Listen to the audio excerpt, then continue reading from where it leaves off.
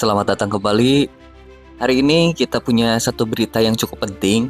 Ini dari Kementerian Pendayagunaan Aparatur Negara dan Reformasi Birokrasi, atau biar gampang kita sebut aja Kementerian Pan-RB.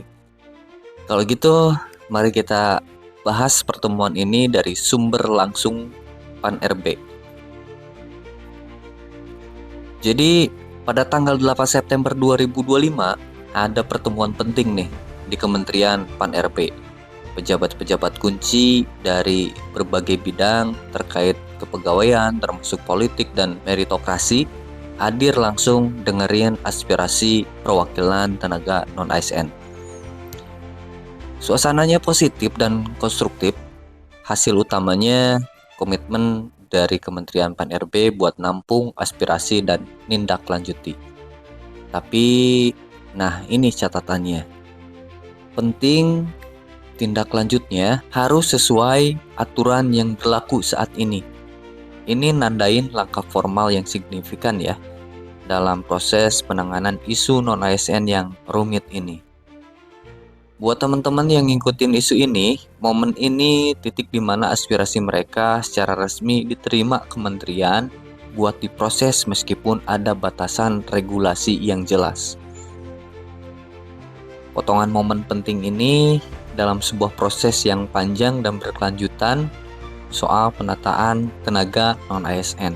Pertemuan ini nunjukin ada saluran komunikasi formal yang dibuka pemerintah. Hasilnya ya seperti yang ditulis di rilis resmi Pan-RB. Sebuah komitmen yang bisa dibilang bersyarat, komitmen bertindak, tapi dalam batas hukum yang ada. Perlu kita ingat juga nih, ini kan rilis dari pihak kementerian.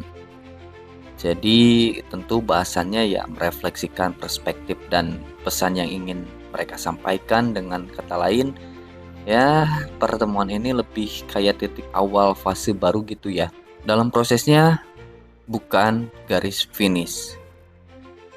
Aspirasi udah diterima, komitmen dengan catatan udah dikasih PR besar.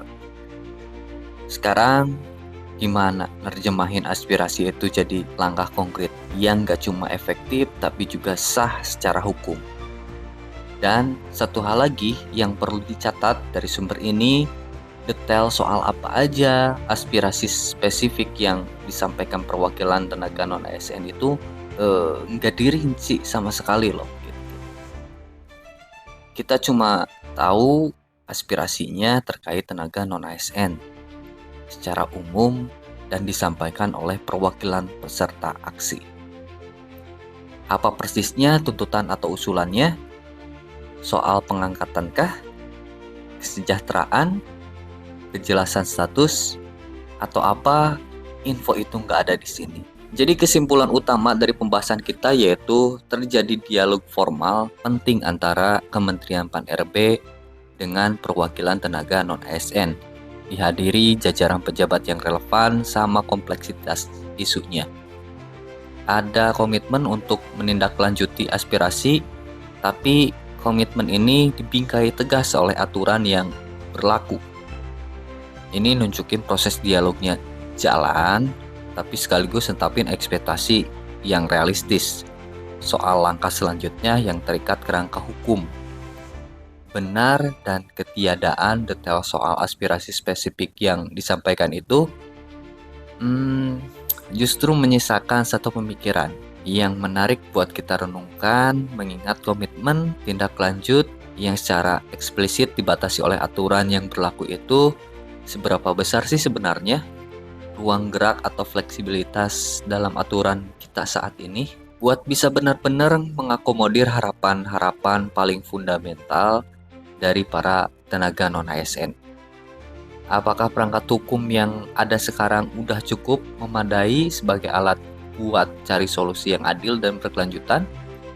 Ataukah justru alatnya itu sendiri, yaitu peraturan perundang-undangannya yang pada akhirnya perlu ditinjau ulang secara mendasar biar bisa menjawab akar persoalannya?